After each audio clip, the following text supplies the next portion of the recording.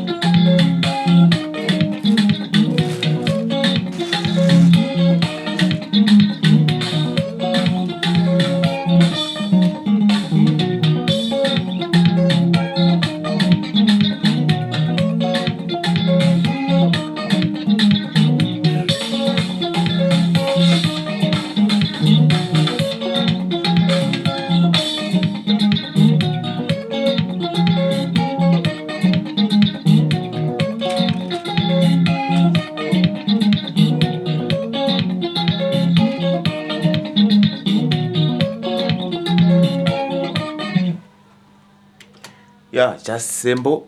So song iri kubuda very soon.